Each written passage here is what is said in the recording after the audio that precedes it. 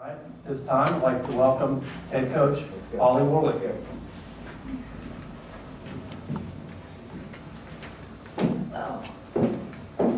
How's everybody doing? Appreciate you being here. It's a great day for the Lady Vols. Excited to get started.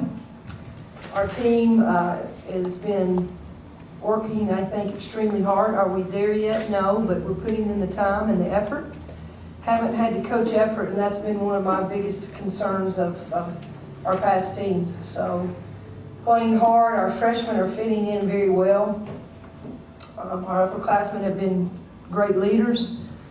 For the most part, we're healthy, and I think we're extremely excited to get on the floor and for you all to see right now where we are. If this was a regular season game, I'd be a little nervous. So we still have a couple of weeks to get ready, and that's what the exhibition games are for. So look forward to Thursday. Questions for Coach Warlick? Please raise your hand. Yes. What's the difference? You say, Hold on. That's Mike. Just detail, what's the difference you see in the effort level you've gotten from players so far this year versus maybe the recent past? You said kind of it's mentioned.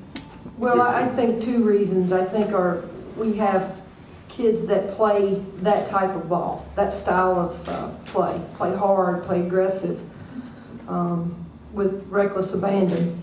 And I think secondly, our practices have been tuned up a little bit. They're a little bit more intense. Our expectations are a lot more.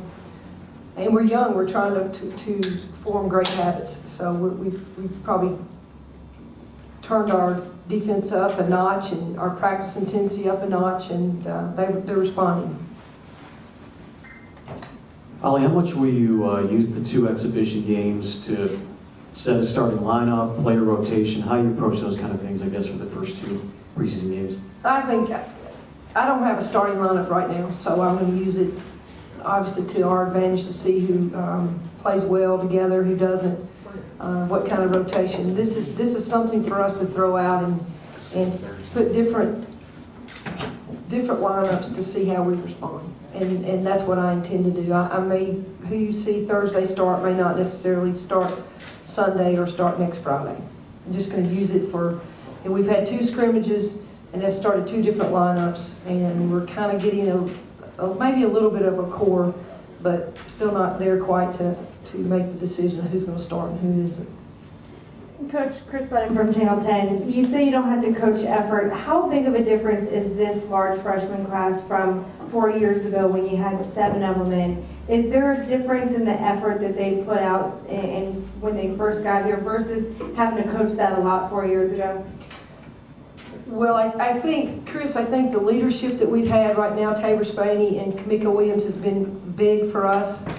They understand that our practices needed to change. And it has been different because you take 5 freshmen, and we've had to do a lot of going slow, a lot of teaching. And we tried not to get real ahead of the game. And I think 4 years ago, we didn't take it as slow as we probably should have.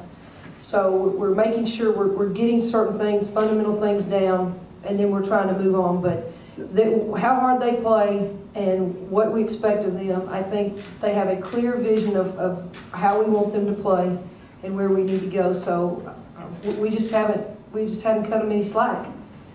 And I think it's been in a positive way for them to respond and how they're performing right now.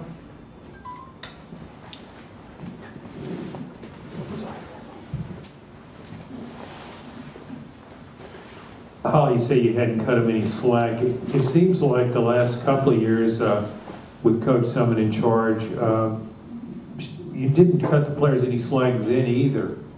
But they didn't seem to respond no matter what you did. Is that what you're saying? I think so, John. I'm not saying that we were easy on them the last couple of years.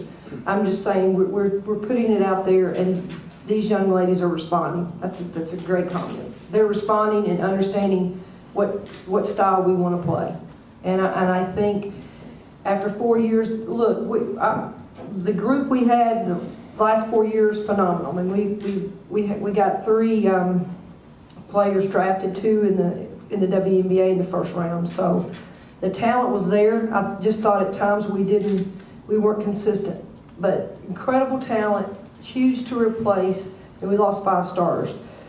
But we're trying to build a foundation for this year and years to come. So at times I thought last year's team just didn't play as hard as they could. And so this year's team, we're trying to make sure they understand we can't be up and down.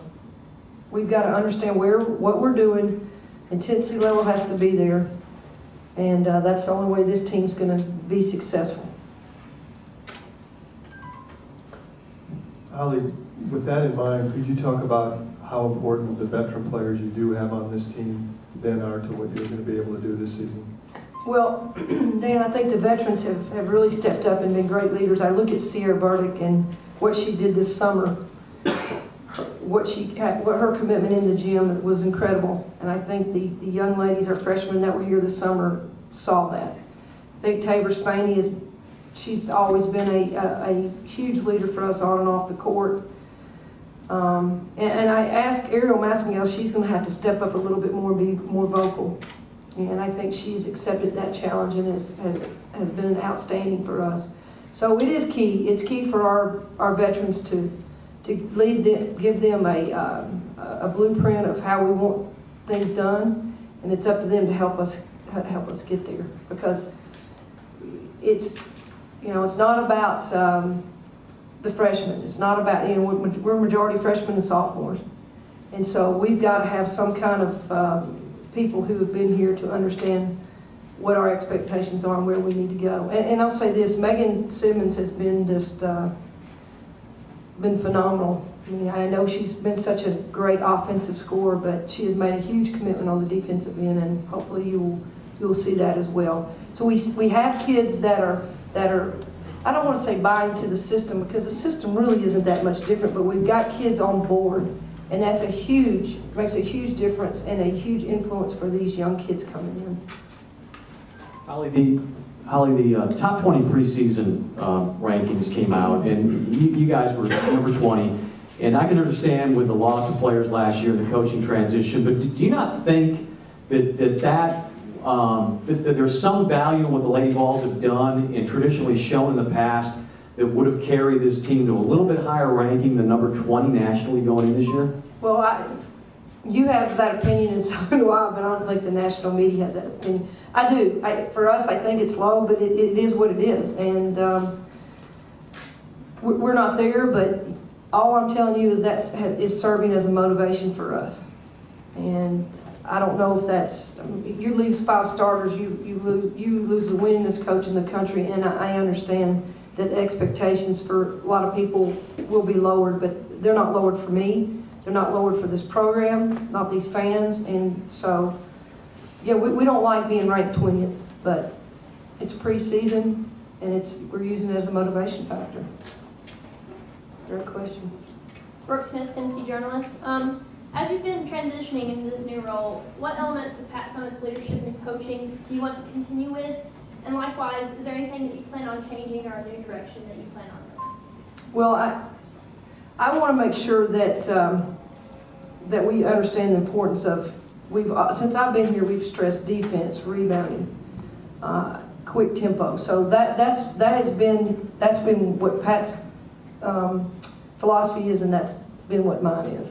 And as far as Pat, my expectations haven't changed. I mean, we're still going to class. We're still going to graduate kids.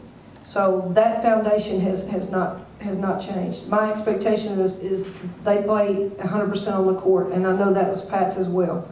I think probably the difference is maybe our style of coaching. I don't have a stare, but I'm probably a little bit more active on the sideline. I don't know if that's good or bad. I haven't coached a game yet, but I'm going to do what I think is best for these young ladies. And if I see my game plan isn't working, I'm okay to change it and say, well, we got to change direction. Right now, I love our tempo, I love our pressure, and I love the fast pace. And that's what I've always enjoyed coaching, and that's how if I can remember back then, that's how I like to play. But if it's not working, I'm not stubborn enough to make a change. You talked about leadership, and Tabor is someone who comes off as a natural leader, and Megan has that natural leadership about her. For Kamiko, she's kind of everyone's friend and fun-loving. Right. Was leadership something that you had to teach her, and how has that grown in the last couple of years in her? Well, I think it's a work in progress, so we're still teaching and learning. You know, Kamiko is a fun-loving kid, and our players, young players, are attracted to her. And I just had a meeting with her today and said that my expectation, she's not a Tabor Spaney, I understand that. But as long as she leads our kids in a positive way, doesn't distract them, doesn't say, well, you know, the coach is crazy. I said, what a great leader understands that the coach is, the coach is right. Bottom line, the coach is right. And then you have a problem, you go back in the room and talk about it. But I can't have, you know, Kamiko voicing her opinion. Not that she does, but we're trying to lay the groundwork for her, because her work ethic is, as I told her, has got to get better, because she's an example, and people look up to her. So we've really worked on how she plays in practice, how she handles herself off the court, and it is a work in progress. And I think she's bought in. She's willing to help because she understands. I mean, she's a senior, so she understands that if she does, as she may not want to be a leader, it's one of those, you may not want to be a role model, but you are. And so I think that's the role Kamiko's been in, and so far she's been very helpful.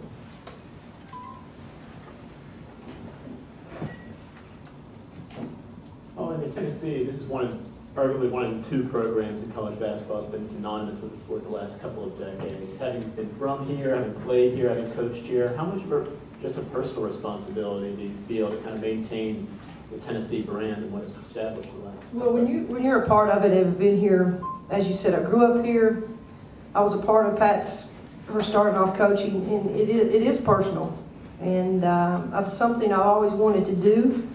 I've been involved with this program for 28 years as an assistant coach, and I think people, I can't tell you how many questions have been asked. You're crazy to follow Pat. Well, you have so much pressure. I don't see it as that.